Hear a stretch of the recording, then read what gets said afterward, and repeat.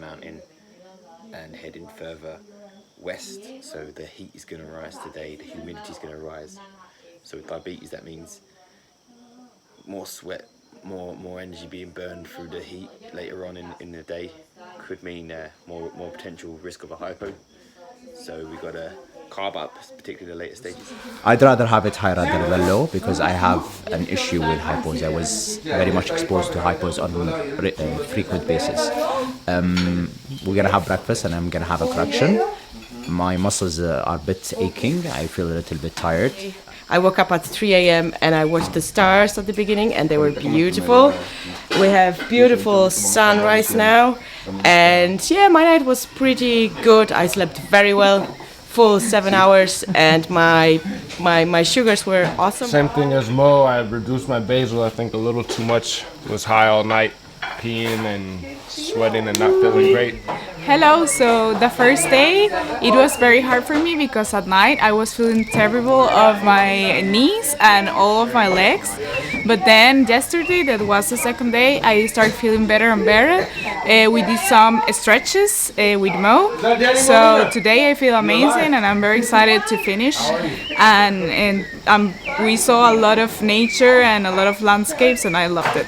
So I woke up with my glycemia high and it worried me because I just spent the whole night high because we reduced the basal too much.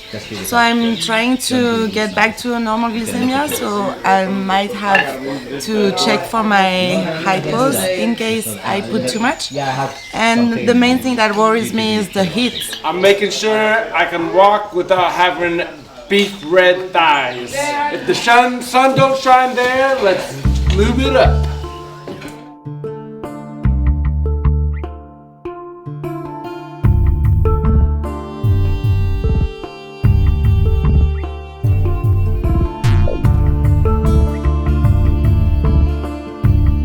Education for me and now being able to educate others is one of the biggest gifts because I can't see how education really makes people be able to go after what they dream of. That is a marathoner. Yeah.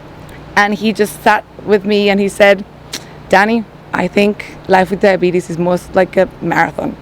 They're all the same distance, but they're very different in between. We just need to figure out how we're going to get to the end of every day. We just need to figure it out. It's going to be different every day, but we need to know how we need to prepare to make this happen.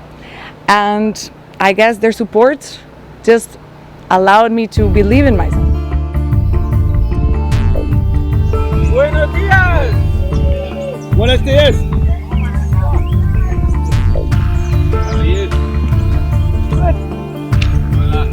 Hola. Hola. Buenos días. Buenos días. Eso. Bien. ¿Cómo se llama su hijo, Giovanni?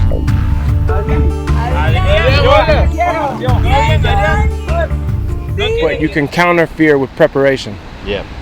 And I really think as a kid I hated to check my blood sugar. I lied to my folks all the time. But I think the biggest thing is you got to check your blood sugars before practice, you got to check it in between, and you got to check after.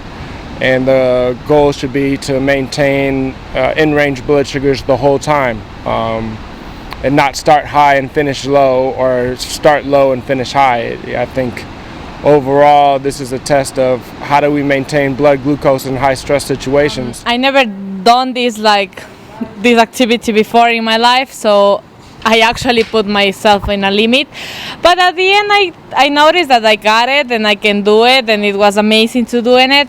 Unfortunately the last day is like my body was so tired of walking that much and having the rain and the small hours of sleep. My blood glucose just started to pushing me down, like really pushing me down. I have to eat like almost the whole tray, so I have like 100 cookies, I promise. I feel like I have like 100 cookies. Hypo, you have to eat these freaking gels that taste disgusting.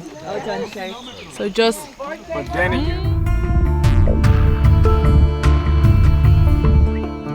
You don't have to rely on technology all the time. You have to rely on old school techniques. So you have to carry with you the blood testing devices always. Because Kona over there has an issue. Kona! Now you need to, you don't have your blood testing device, right? You have an issue? Why? What's your problem? Well, except for my Dexcom that needs to calibrate it to twice a day, I had my Libre on my hand and I thought that I could just take it and calibrate my Dexcom, but my Libre went off because of the sweat and the heat, so I didn't bring my blood glucose meter because my bag was very full. That's my fault and it was very stupid of me. And now I have to check my blood glucose with another device. Out of water, we just have to wait for the next water call to be able to refill our bottles. So it's very important every time we fill the water to fill it up as much as we can because we don't know where the next one's going to be. How challenging was it to go from the dark corner that you was, you know, depressed, went into a coma, overweight in some ways because of the, you know, the snacking and feeling mentally down? How big a challenge in your life was it to come to the other side, to actually now find diabetes as something that you work with and not against? It was very challenging, but the only option I had was to be strong and to move forward in my life. I cannot be getting exposed to 6-7 hypos per day. I have to work hard on it to fix the occurrences of hypos that happens often every day, every week, every month. So it required a lot of work. It required mental actually stability and mental focus to reach that goal, because my life was on a pause. I cannot exercise, I cannot hang out, I cannot do extreme sports, and I didn't want that. I didn't want that option. I wanted to help others, and by helping others I started to understand myself. I started to understand my physique. I started to learn a lot of stuff related to diabetes. It's by meeting other people living with diabetes from around the world that added to my experience, that let me learn and understand that I am not alone in this. Come on, Bobby, let's go party.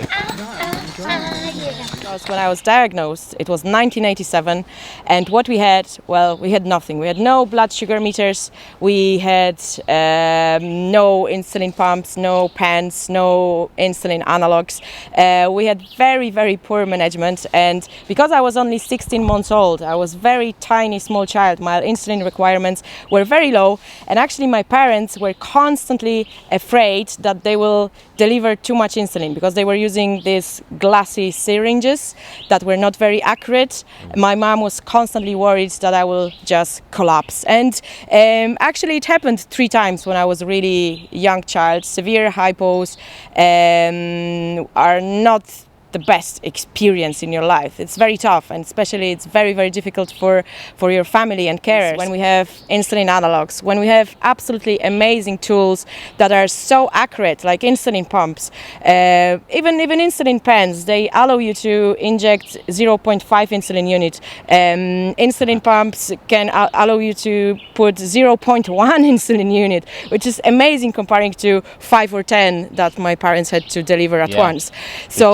So that's absolutely amazing change. We just did Hector, who's our guide. He's been with us ever since we began.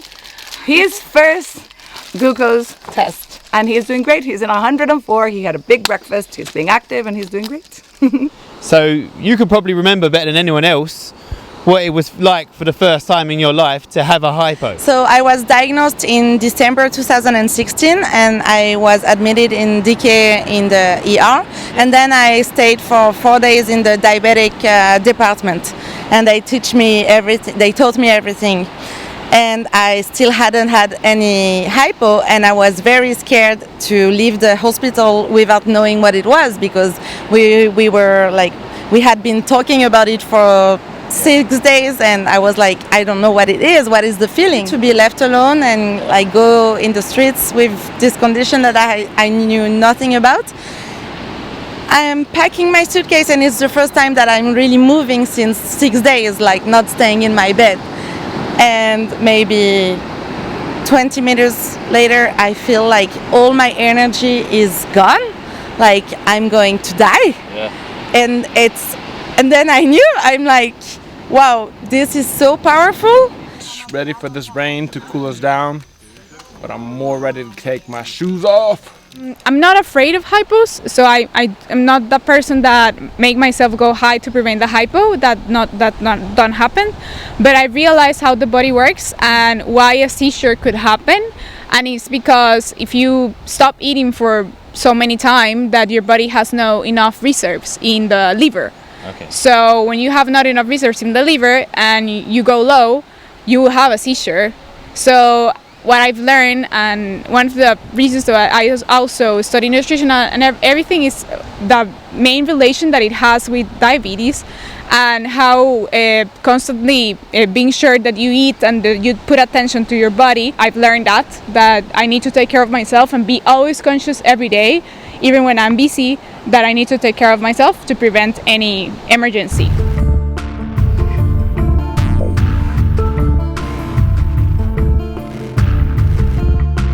Diabetes can't stop me from doing anything, and I believe that diabetes makes us stronger.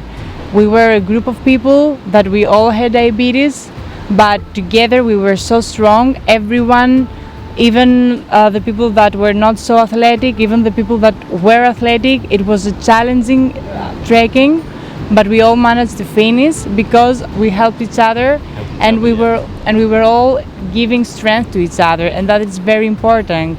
And I realized that we have no limits, we can do everything, and together we are stronger. Another downpour of rain, which they say never happens before midday, but we got hit very hard by it for the last 1 hour. Danny back there is behind me, struggling a little bit with her knee.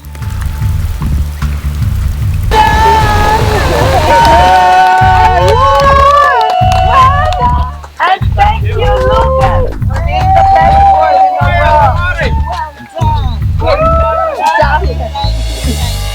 We finished. I have a really bad pain in my knee, probably an injury. We are not sure yet, but we did it. We are here, so we are fine. No matter how hard it was, no matter how long it was or how demanding it was, we all stuck together. We all take good care of each other. Even our guides said that we had a wonderful support group, and this is what diabetes does to you. We can achieve things as long as we work with our condition and not against it. Whilst we're showing our unity as a team, we know there's a lot more work to be done in terms of education. That's what the League of DiAthletes is about. It rains a lot in Costa Rica. It was one of the coolest adventures I've gone on. And any adventure, you can't plan for it. But what you can plan for is going with good people. So even if we were screwed on our hike, or we lost food, or we got lost, I felt confident in all of us to stay together, which I think is just a good metaphor for having diabetes. We're strong together. It's hard to do it by yourself, but as a team and a family, you can do anything.